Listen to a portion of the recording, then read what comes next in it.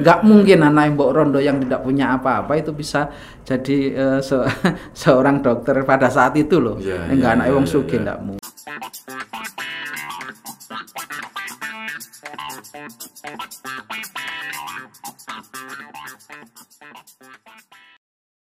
Assalamualaikum warahmatullahi wabarakatuh. Sahabat Sakinah, ketemu lagi dengan saya Syafiq Manaf di channel Sakinah Menyapa. Hari ini kita akan berbincang dengan salah satu kepala puskesmas yang ada di Kabupaten Mojokerto. Gimana sih pelayanan puskesmas hari ini di Kabupaten Mojokerto dan pengalaman-pengalaman beliau selama nggak tahu pindah-pindah kemana saja, jadi Kabupaten Mojokerto kayaknya muter. Nah, langsung saja kita sapa Dr. Haji Muhammad Mustaqim. Assalamualaikum dokter. Waalaikumsalam warahmatullahi wabarakatuh. Alhamdulillah. Maturun kedatangannya, sehat nggih hari ini nggih? Sehat, alhamdulillah. Alhamdulillah. Dokter, jadi kepala puskesmas itu sejak kapan, dokter? Saya jadi kepala puskesmas itu pertama kali tahun 2007 apa 2008 sekitar itu. Sekitar 2007-2008. Ya, 2007-2008. Ya, pertama kali saya menjadi kepala puskesmas di Puskesmas Puri, Mojokerto, ya. Wah, tambah pulau berarti. Nggih. Kebetulan ya sama dengan tempat tinggal saya di Puri juga. Oh, nggih. Desa Kintelan, ya. Desa Kintelan, betul. Ya. Setelah itu, Pak? Sebenarnya di Puri itu pertama kali untuk jadi kepala puskesmas, namun dokternya untuk pas PN pertama itu di Puskesmas Nggayaman. Oh, saat jadi ASN pertama itu di Puskesmas? Puskesmas Nggayaman. Terus nggak tahu langsung dikasih surat untuk jadi kepala puskesmas dan pelantikan, ditempatkan di Puri. Oh, itu berapa tahun Pak? Kalau jadi ASN di Nggayaman itu lalu jadi kepala di Puri? Iya. Kalau Nggayaman sampai ke Puri itu pengangkatan soalnya tahun 2002 sampai 2007 berarti sekitar 5 tahunan. Sekitar 5 tahun untuk jadi kepala puskesmas. Terus selama di Puri kira-kira berapa tahun ya? 4 tahunan ya. 2007 apa 2008 gitu ya, sekitar itu. Terus 2010 dipindah ke Puskesmas Trowulan 2010 atau 2011 gitu ya. Itu sampai terakhir 2022 itu di Trowulan 2021 di Trowulan Desember 2021 di Trowulan, terus ikut gerbong mutasi tahun 2021 akhir itu Desember itu, terus pindah di Puskesmas Pesanggerahan. Oh, jadi punya pengalaman di 3 puskesmas lah ya jadi kepala. Iya. Puri, kemudian Trowulan, baru ke Pesanggerahan hari ini. Kedua-duanya tonggoku karo dok. Saya aslinya juga Trowulan. Dulu kayaknya ya sempatlah 1-2 kali ke Puskesmas Trowulan. Iya. Nah dok, dari 3 lah atau sempat dulu juga pengalaman di Nggayaman. Iya. Di masing-masing puskesmas itu apa sih dok bedanya? Budayanya apakah beda ataukah memang karena ini puskesmas pemerintah juga sama aja dok? Tentu saja tergantung kepada tim yang ada di puskesmas itu, dalam artian komposisi tim dan juga karakter-karakter orang itu juga sangat mempengaruhi. Begitu juga terhadap perkembangan teknologi dan infrastruktur yang ada di puskesmas itu juga mempengaruhi. Yang jelas ada perbedaan-perbedaan yang sifatnya tergantung itu tadi juga kepada budaya setempat itu, masyarakat setempat. Iya. Jadi semacam itu yang mempengaruhi segala kondisi yang saya rasakan. Kalau dulu sempat ngamati bedane Puri, Trowulan itu apa kira-kira Pak? Kalau di Puri dengan Trowulan itu tentu saja satu banyaknya wilayah ya. Kalau di Puri luasnya wilayah itu sendiri. Terus komposisi daripada yang jelas Puri lebih luas daripada Trowulan. Kalau Ya. nggak salah 18 desa saya membawai saat itu. Kalau Trawulan hanya sekitar 9 desa. Oh iya, karena sudah ada Iya, Tawangsari ya. ada Wangsari Iya, ya iya, itu. iya, iya, iya. Terus komposisi ininya semacam karyawannya kebanyakan memang di puskesmas itu karyawannya adalah banyak perempuan, sehingga kalau dibedakan dari situ ya wong podo ae komposisinya semacam. Tapi yang paling beda nanti itu di pesanggeran yang mana laki-lakinya lumayan lebih banyak. Oh, Nggih. iya, iya, Jadi, iya, seperti iya, itu sebenarnya. Terus infrastrukturnya jelas, pelayanan kami kalau semakin hari sing jelas, kalau Puri kan lebih awal daripada Trawulan, tentu saja pelayanan utamanya di masyarakat, baik itu UKP maupun UKM, artinya usaha kesehatan masyarakat, ya, yang mana sudah lebih akhir itu di backing kuat oleh BOK, upaya kesehatan masyarakat itu, sehingga lebih termotivasi teman-teman untuk lebih melayani. Dan juga ada dana-dana yang sifatnya untuk BOK, namanya bantuan operasional kesehatan, itu adalah untuk ya untuk preventif maupun promotif. Karena ya terus kalau di segi UKP-nya tentu saja alat-alat yang didatangkan akan lebih banyak dan lebih canggih daripada awal. Tentu saja kayak pelayanan USG kalau di Puri belum ada, kalau di Trawulan sudah ada USG, tentu saja ada pelayanan semacam itu. Begitu juga lab. Kalau lab ya dulu itu di Trawulan, dulu itu kalau di Puri itu pelayanan labnya mungkin manual ya, kayak DL yang manual pakai sahli dan lain sebagainya. Tapi kalau di Trawulan itu karena sudah ada DL yang otomatis, tentu saja menggunakan DL otomatis dan lain sebagainya. Itu sebagai suatu contoh saja yang jelas. Itu yang memberikan warna kepada pelayanan masing-masing di kalau dari segi masyarakat. Sing protesan tangeyelan yang mana Pak kira-kira? Pengalaman saya Pak, jadi dulu ini Pak ya, nggak tahu sampai sudah di kepala atau masih di mana ya. Dulu itu kalau kita mau ke puskesmas itu rada horor gitu Pak. Satu rada horor karena mungkin bangunannya lama banget Pak. Ya, satu. Betul. Dua, kadang-kadang itu nopo nggih bahasane lari sakniki iku agak lemot gitulah. Nah, itu kalau beda masyarakatnya dulu sempat protes-protes, itu lebih banyak yang protes yang mana, Pak? Tentu saja kalau protes itu dari dulu sampai sekarang juga ada, tapi itu dinamika masyarakat. Kalau dibilang lebih banyak mana, tentu saja lebih banyak dulu ya. Tetapi karena kenapa kok banyak dulu? Karena memang suasananya yang lemot itu tadi. Tetapi kan sekarang itu di samping tuntutan masyarakat yang harus cepat, tetapi kan kita juga dituntut oleh aplikasi atau oleh BPJS yang mana ini termasuk yang mendanai kita, sehingga kita kalau ada hitungan yang terlalu panjang katakan begitu untuk pelayanan masyarakatnya, maka tentu akan mendapatkan teguran, dan itu juga akan akan ditegur oleh BPJS maupun ini. Itu akan semua terekam oleh aplikasi yang ada. Tentu saja semacam itu. Artinya dengan kemajuan teknologi, dengan kemudian adanya BPJS, ini membantu peningkatan pelayanan di puskesmas. Nah, selama itu Pak di Puri, kemudian di Kayaman mungkin, di Trawulan, sekarang 6 bulanan ya di Pesanggeran. Apa Pak pengalaman yang pernah atau yang paling berkesan Pak saat jadi kepala itu Pak? Kalau jadi kepala ini, saya kira kesan-kesan yang terlalu mendalam juga belum saya merasakan. Yang jelas kalau di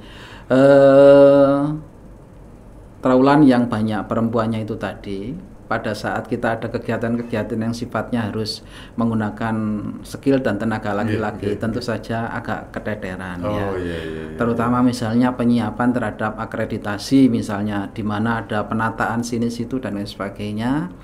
Terus pada saat ada semacam pelayanan yang sifatnya membutuhkan tenaga laki-laki, tentu saja yang di Trawulan itu agak kurang bagus karena memang ya tenaganya kurang itu tadi untuk laki-lakinya komposisi. Tapi kalau di pesanggerahan karena komposisinya itu laki-laki banyak sehingga untuk semacam itu ndak kelihatannya tidak akan terbengkalai dalam artian langsung sigap semacam itu karena memang laki-laki itu tadi karena juga spesifikasi daripada pekerjaan adalah memang laki-laki semacam itu. Saya baru tahu loh Pak bahwa puskesmas ini ternyata juga diakreditasi Pak ya. Betul. Puskesmas sebenarnya diakreditasi itu setiap 3 tahun. Cuman saat terakhir saya itu mengalami akreditasi adalah di Puskesmas Trowulan, di mana itu November 2019 itu saya kebetulan alhamdulillah mendapatkan ranking yang lumayan bagus yaitu di utama itu sedikit lagi maka akan jadi paripurna. Itu pengalaman saya memang saat itu semacam kegiatan yang harus lembur dan sebagainya bahkan harus ada surat pernyataan dari pihak keluarga untuk merelakan suaminya atau istrinya untuk diajak lembur dan sebagainya semacam itu. Harus ada juga. Iya, memang itu juga harus tertuang di dalam sebuah perjanjian ya SOP-nya begitu bahwa memang untuk akreditasi kan memang harus apalagi pertama kali akreditasi di puskesmas itu adalah gelombang itu saat itu lah. Setelah itu kan terus ada pandemi. Namanya aja 19 berarti COVID-19. Betul. Nah, ternyata ada COVID yang mana Maret 21 Maret atau apa itu ada yang mana ada 2 yang masuk dalam kapal pesiar itu. Ternyata itu kena COVID. Setelah itu ya kegiatan yang sifatnya melibatkan orang banyak dan akreditasi itu berhenti sementara. Jadi sampai nanti ada lagi. Awal puskesmas diakreditasi itu dari 2000. Itu yang terakhir itu di saya itu artinya artinya kan ya 2019 itu koyoknya akhir itu. Saya mendapati periode yang terakhir. Jadi dulu waktu di Puri juga sudah ada Pak akreditasi? Belum ada ya di Puri. Puskesmas itu ya? Belum ada. Artinya hari ini puskesmas itu juga sahabat Sakinah itu juga diakreditasi ini sebagai salah satu jaminan kalau akreditasinya bagus maka layanan di puskesmas setempat bagus. Betul begitu Pak? Betul, itu yang diharapkan begitu. Kalau jenengan masih merasa layanan di suatu puskesmas umpamanya kurang memuaskan, lama atau bagaimana, nah ini kita protesnya kemana Pak? Sebenarnya di dalam SOP puskesmas itu ada lembaga pengaduan ya, ada lembaga pengaduan dan itu juga akan dilihat oleh BPJS gitu. Jadi ada semacam itu. Makanya sekarang itu lebih tertib dan lebih bagus lagi karena memang semua akan diawasi oleh sistem yang ada. Jadi tidak kok ke lembaga LSM enggak semacam itu, tetapi ada salurnya tersendiri yaitu ada lembaga pengaduan di dalam sistem akreditasi itu sendiri yang harus diterapkan. Atau karena ini pemerintah bisa ke Dinkes lah ya kira-kira. Bisa semacam itu. Dokter tadi masuk jadi PNS lah dulu istilahnya. Kalau sekarang ASN 2002 berarti sudah 20 tahunan. Iya. Gak bosen Dok? Sebenarnya sesuatu yang sifatnya rutinitas itu normatifnya memang bosen tetapi tentu saja saya harus membuat sebuah cara supaya tidak bosan dan juga motivasi diantaranya adalah memang ini masih butuhnya biaya untuk anak-anak di mana masih ada yang SMP kelas 2 atau sanawiyah kelas 2 tentu saja ya bosan-bosan didik enggak apa-apa tetapi di sela-sela itu tentu dengan perlu healing atau perlu apa gitu. Healingnya apa Pak Dokter nih masih stres untuk bosan ini Pak? Saya itu orangnya suka humor ya. Jadi kalau misalnya keseharian tentu saja dengan lihat TikTok yang ada channel-channelnya humor. Contoh adalah Woko Channel. Woko Channel itu senang saya. Cuman untuk sebagai suatu refreshing gitu Podo aja. berebut ambare arek iki Pak. Gawane TikTok-an bendino. Semacam itu. Oke. Yang lain Pak, selain TikTok Pak. Ya, tentu saja kita kalau ada kesempatan untuk bisa healing ke tempat rekreasi dengan anak buah maupun dengan keluarga misalnya, maka itu harus disempatkan. Nanti ini juga akan rencana ini sama Idi, terus rencana sama Idi nanti bulan Agustus, Insya Allah di mana situ Bondo apa Probolinggo begitu, Insya Allah. Ke pantai itu ya? Iya, ke pantai. Saya juga sudah mendaftar, Insya Allah akan itu. Dan refreshing saya biasanya itu ya memang kalau sehari-hari memang ya rada rengeng-rengeng lah. Paling enggak saya rengeng-rengeng itu nyanyi-nyanyi sedikit, menyalurkan bakat, menyalurkan bakat. Karena kalau keras-keras nanti itu ndak etis, seolah-olah kok jarine pinter ngaji kok pinter nyanyi kan gak enak. Akhirnya jadi terpendam. Dulu karena memang kecilan saya ini kori. Loh, kori Pak? Betul, saya ini kori. Iya. Kalau saya korak Pak. Kebetulan. Bisa cerita Pak, dulu kok kori dadi dokter iki piye, Dok? Ya gini ceritanya, saya ini memang dari kecil itu memang ngaji kalau sore-sore dan subuh itu biasanya ngaji di langgar atau ya musola itu, atau juga kepada guru di rumah guru.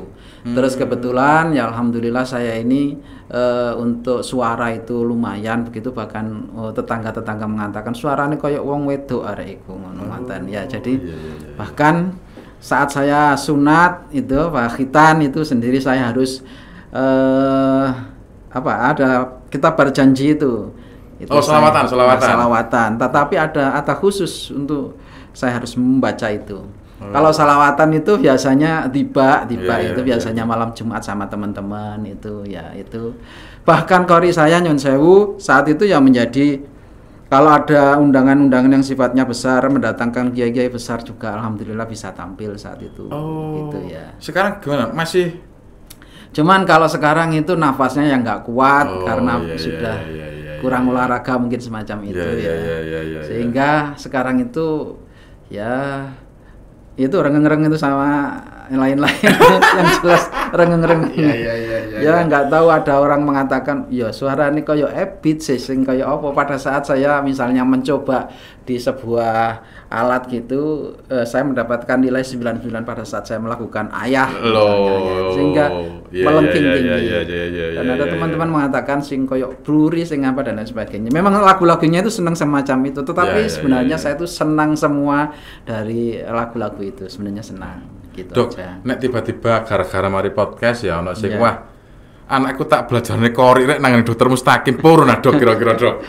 Saya itu adalah cuman ini ya, kalau menjadi guru saya kira kurang mumpuni karena harus menguasai dari 7 macam itu tangga nadanya kori. Ada yang apa itu bayati awal, bayati ula itu ya, terus nanti ada apa itu nahwan, ada apa itu jawabul koror, ada jawabul jawab apa itu saya sudah lupa yang ngapunten. Terus nanti ada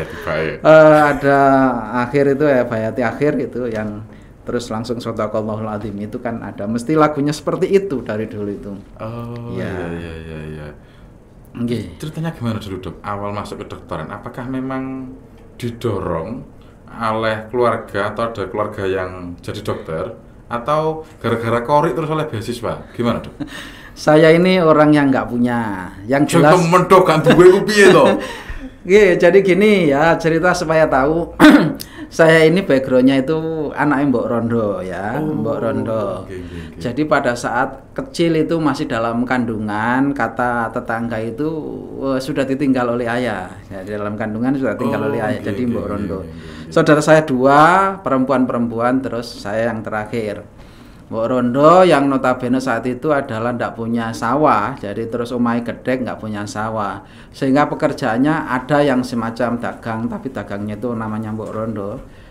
Dagangnya itu dedek yang hanya habis 3 blangsing atau itu pun dalam 1 bulan no pasar Paing jeneng, pasar Paing Laren ya. Laren daerah mana, Pak? Laren daerah Lamongan ya. Oh, aslinya sana, Pak ya? Iya, saya sekarang Lamongan ya. Yeah. Jadi saya tentu saja pada saat kecil yang semacam itu saya harus membantu orang tua, bahkan guru saya itu mengatakan kamu mondok elo Kim, ngapunten Pak Imam. Nah, Pak Imam itu guru saya yang hafid Quran dan mendidik saya juga hafid dalam beberapa juz. Saya jawab kula mboten saged soale tiyang sepuh kula mboten gadah, saya ini sebagai orang yang disuruh oleh orang tua ngantar-ngantar dedek itu tadi, dan juga kadang-kadang golek kayu dan ngarit untuk wedhus dan juga sapi saat itu. Itulah saat kecil. Jadi terus itu di madrasah. Terus saya ke SMP, SMP-nya itu Simanjaya. Madrasahnya Madrasah Ibtidaiyah Ma'arif, ke SMP Simanjaya Al-Fatah sekarang ini yang ada di Siman, di Kecamatan Sekaran, Lamongan. Alhamdulillah jadi juara terus saat itu saya meh mutung karena tidak ada biaya, tapi guru saya kau popo terus saya insya Allah kau ono dalane. Akhirnya saya daftar, saat itu masih ada sistem danem. Kebetulan kelihatannya saya masukkan danem saya itu alhamdulillah saat sekarang itu tertinggi saat itu, saat itu. Kecamatan? Yang swasta, yang swasta. Ya. Terus saya masuk di SMA 2 Lamongan, saat itu SMPP. Sekolah Menengah Perintis Pertama. Nah, itu adalah milik Habibie kalau saat itu.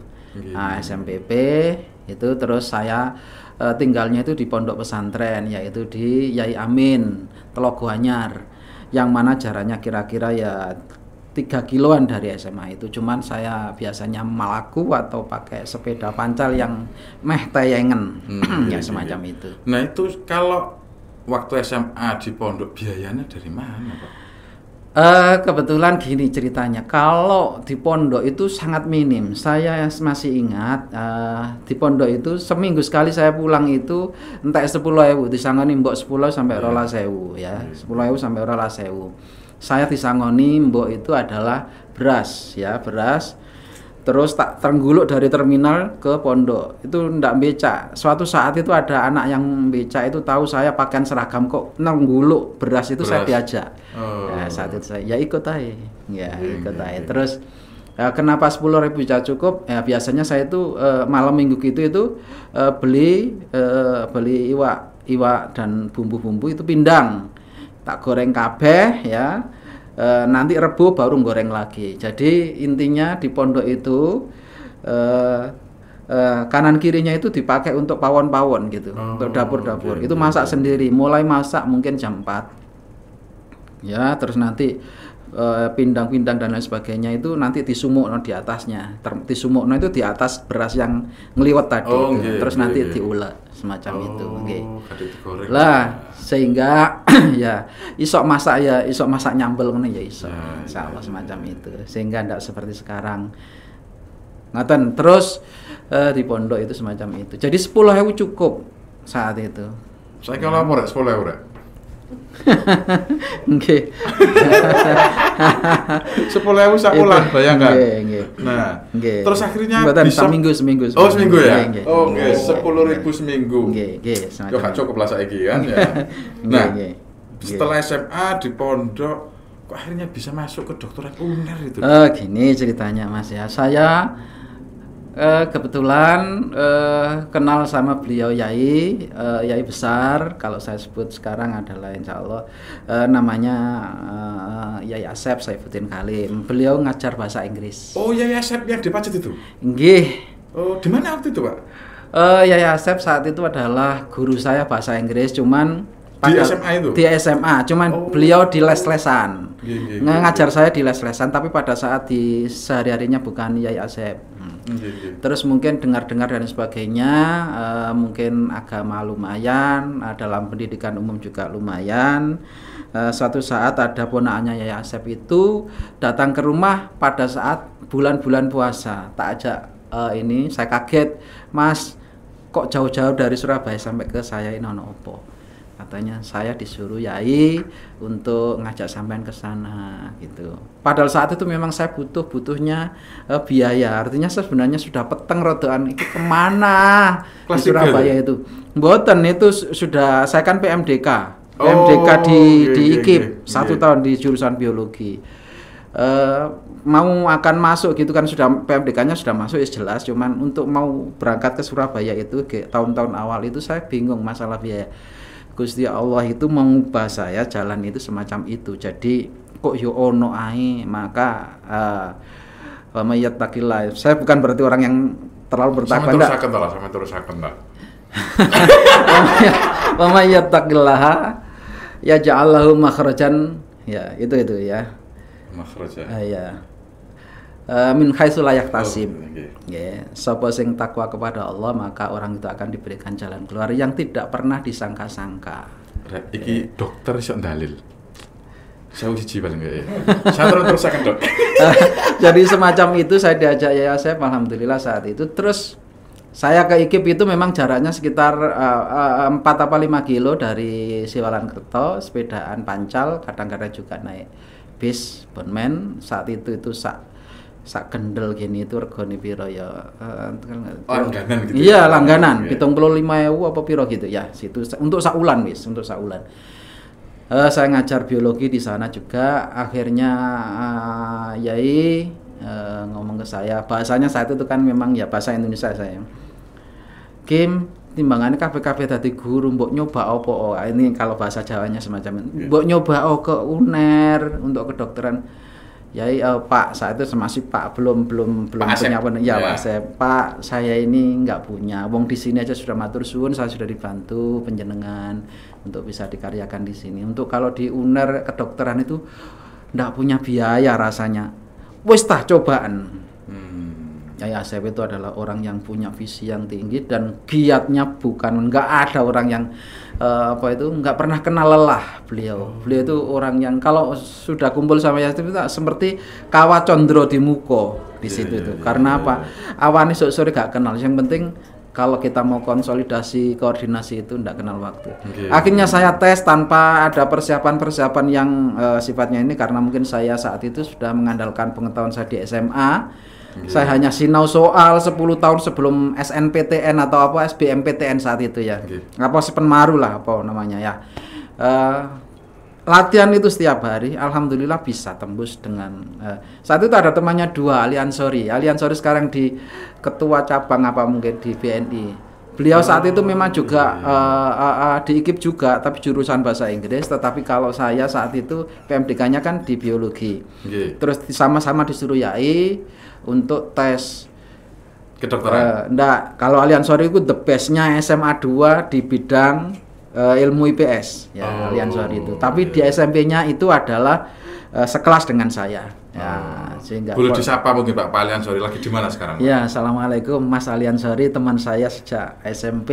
Moga-moga cepat sukses dan juga tetap sehat, bahagia bersama keluarga.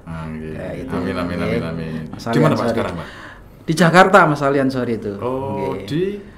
Ini di BNI. BNI. Oh, BNI. Ya, disuruh Yai saat itu untuk di UNER itu adalah di akuntansi gitu loh. Saya di kedokteran keterima. Pinter-pinter pokoknya saat itu. Dari Siman Jaya itu, dari Siman SMP Siman itu pinter-pinter. Arek Siman digoleki seniormu kira. Seniormu di Mojokerto sekarang. Iya, alhamdulillah. Berkat doa-doa yang jelas, menurut saya itu doa orang tua sangat penting. Saya itu terkenal orangnya jarang lah sinau. Kenapa ya? Karena kesibukan tadi memang orang tidak punya. Terus punya kebiasaan gampang ngantuk. Tetapi kadang orang itu menyapa, itu ada yang Mustaqim iku kok sering ngantuk tapi kok ya iso ngono ya iso. Aku gak wani ngomong kok iso ae gak. Ya kok ya iso gitu. Ya alhamdulillah. Doa orang tua kalau setiap malam itu mesti nangis-nangis untuk munajat Gusti Allah, buka-buka anak kabeh dunung gitu ya, biasa ngoten gitu. Jadi disuruh Yai Asep tadi itu ke UNER, alhamdulillah masuk. Terus biaya ya dari saya sama istilahnya dari kerja di Yai itu tadi. Akhirnya dibiayai juga oleh Pak Asep ya waktu itu. Ya istilahnya ya dari saya ngajar dan ngeles itu dan juga ada beasiswa dari UNER itu, alhamdulillah saya bisa eksis. Tentu saja semua itu Yai Asep yang mengarahkan. Saya bilang karena beliau itu yaitu tadi istilahnya menyulap kalau barang yang kira-kira gak isok menjadi isok itu ya semacam itu. Nggak mungkin anak Mbok Rondo yang tidak punya apa-apa itu bisa jadi seorang dokter pada saat itu loh. Enggak anak wong sugih nggak mungkin. Sekarang kayaknya juga agak rotok gak masuk akal Pak. Anak Mbok Rondo tidak punya mlebu kedokteran UNER. Warang. Nggih, saat itu memang ini semacam bisa itu. Jadi inspirasi lah bagi sahabat-sahabat Sakinah bahwa siapapun sampean hari ini dari keluarga manapun asalkan tetap tekun koyo Dokter Mustaqim, insya Allah dengan doa orang tua dan sebagainya bisa tercapai cita-cita sampean semuanya. Amin. Nah dokter, dulu awal PNS 2002 ini kan hari ini ada fenomena banyak PNS yang sebenarnya sudah diterima dokter, tapi saat pemberkasan karek mlebu tok itu ternyata gak diterusno. Nah itu kenapa dokter kok banyak itu yang Nyun sewu, itu analisa pribadi saya ya, bukan analisa seorang pengamat yang senior atau pribadi. Satu diterima tapi gak dimasuki. Satu diantaranya itu adalah coba-coba diantaranya itu. Coba-coba. Karena menganggap begini, untuk menyetarakan dirinya aku sakjane mampu nggak untuk jadi pegawai negeri. Katakan pegawai negeri itu saat dites itu memang kan sangat objektif sehingga dia itu ini tes-tesan saringan Indonesia untuk CPNS. Tak coba isi kira-kira aku sok nggak dengan standar ini. Ternyata bisa. Begitu bisa, akhirnya ada yang sifatnya untuk kebanggaan saja, padahal dia itu backgroundnya itu adalah sudah punya pekerjaan, misalnya semacam itu. Ternyata terus dibilangin tentang kesejahteraan dan sebagainya dan juga penempatan, akhirnya dia itu menimbang-nimbang kok segitu, sekarang kerja saya itu sudah menghasilkan kesejahteraan segini tinggi, kok saya harus itu. Akhirnya diantaranya adalah karena memang coba-coba dalam rangka untuk kebanggaan dan ingin menyetarakan dirinya itu seperti standar saringan itu, ternyata dia masuk. Yang kedua kemungkinannya adalah karena dia itu sudah tahu baca, memang ada persyaratan dan juga sudah ada ini saya kira awal-awal mendaftar itu penempatan di mana-mana itu di Indonesia, seluruh wilayah Indonesia. Biasanya ini adalah pegawai-pegawai CPNS pusat, yang mana CPNS pusat itu memang siap untuk ditetapkan di mana-mana. Kalau pegawai CPNS daerah biasanya sudah tentu sak pelosok-pelosok ya wis seru toh. Misalnya Mojokerto masih nongone pucuk gunungnya Mojokerto saya gampang aja untuk ketemu sanak saudara. Lah itu yang pusat tadi itu semacam itu. Ditempatkan gon sing gak cocok. Nggak cocok, tidak sesuai dengan ekspektasinya.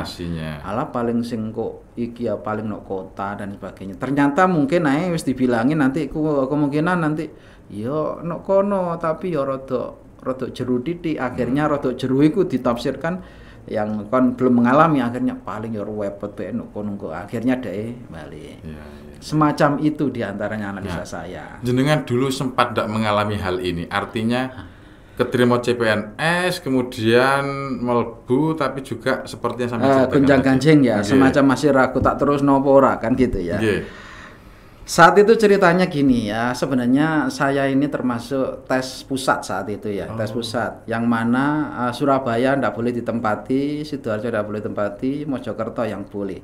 Saya tes tes yang mana notabene orang-orang Surabaya, orang-orang Surabaya, anak tempat-tempat orang-orang pintar itu ya tentu saja ngetes dan saya yakin milihnya sekitar itu.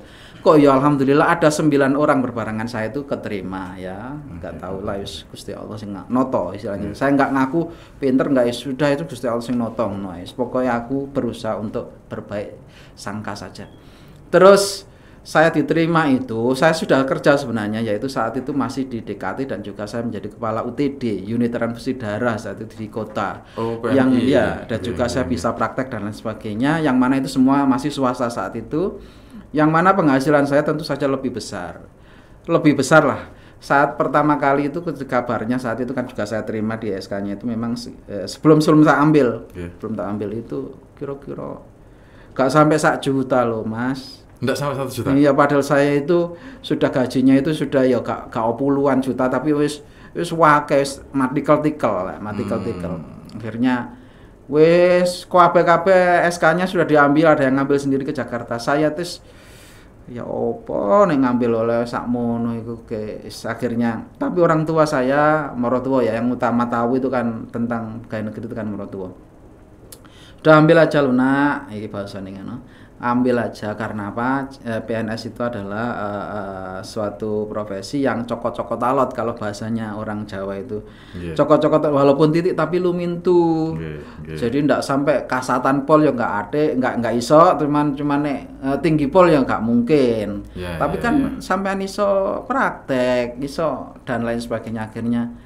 Ya tak turuti wong ini orang tua yang beliau itu sudah berpengalaman, tak turuti akhirnya tak ambil yang mana itu meh pemberkasan mentek itu meh sampean tinggal bisa iya meh sampean tak tinggal seperti teman-teman yang sekarang itu yang ratusan mau mengundurkan diri dari TPNS yang apa itu pemberkasan itu ya. Oh karena memang waktu itu faktornya gaji yang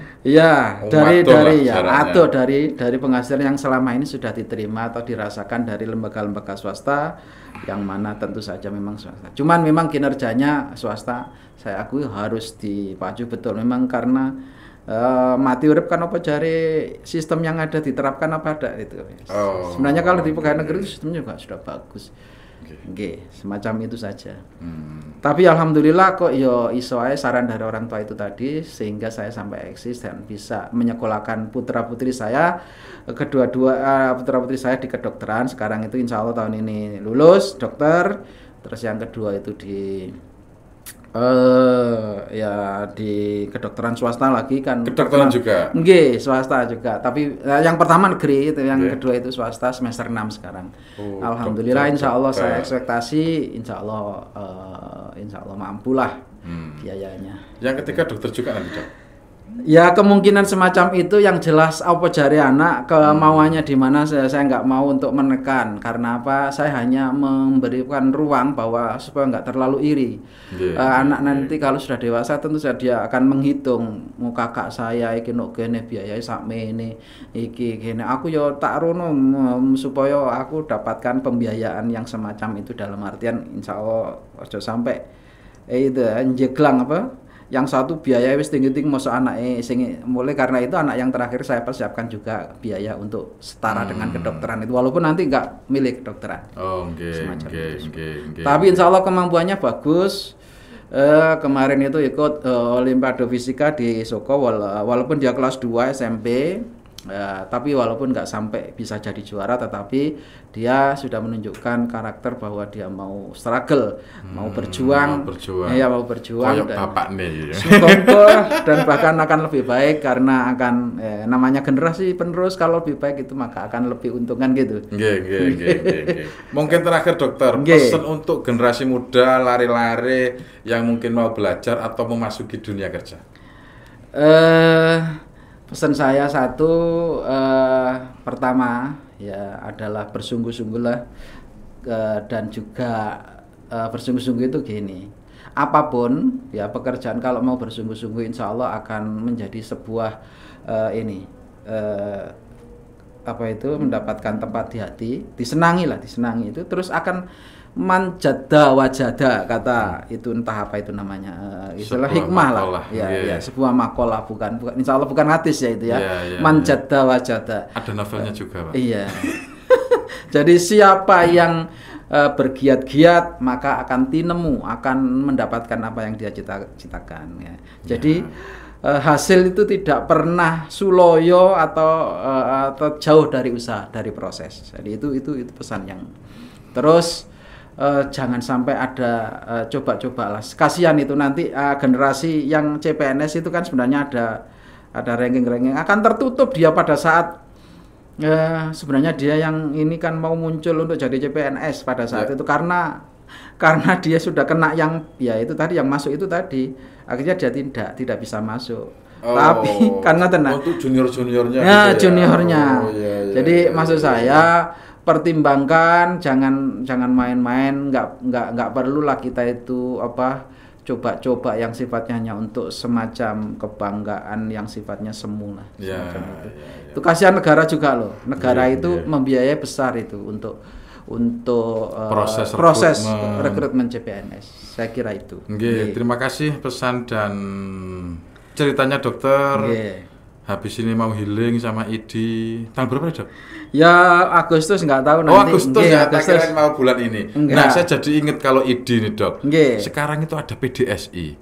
Dokter gimana itu? Ada 2 lembaga profesi. Yang saya tahu PDSI memang muncul akhir-akhir ini setelah adanya suatu gonjang-ganjing di atas, Nggih. ya adanya seseorang yang memang menurut pandangan dari lembaga etik ID itu untuk terapi dan lain sebagainya itu tidak Tidak sesuai dengan prosedur. Oke, Idi lah, mungkin katakan begitu. seperti itu dan sebagainya sehingga dia harus punya lembaga yang bisa menaungi, maka timbullah PDSI semacam itu, semacam ID.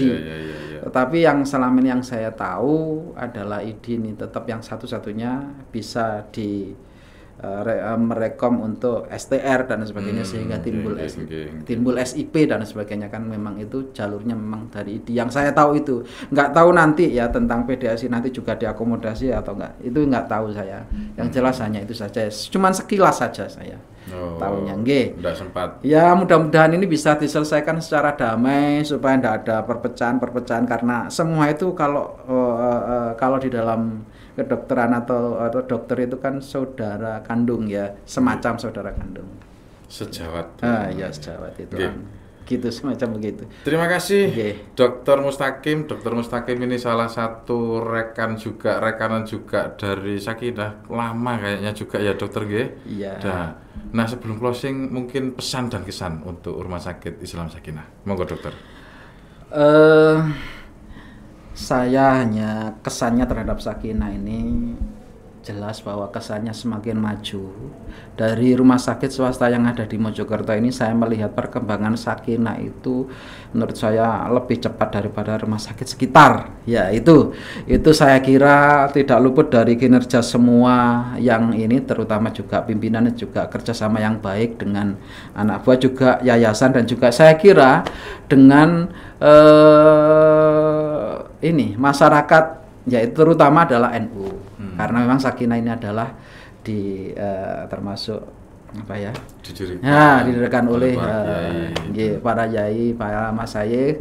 Kebetulan beliau ini adalah ini guru-guru saya dan lain sebagainya, itu kan orang-orang ini semua. Ya ini saya berdoa mudah-mudahan Sakinah akan semakin tetap maju dan juga memberikan manfaat kepada masyarakat pada umumnya, terutama kepada NU. Terutama kepada NU. Tapi yang jelas Sakinah ini kesan saya semacam itu. Harapan saya itu tadi.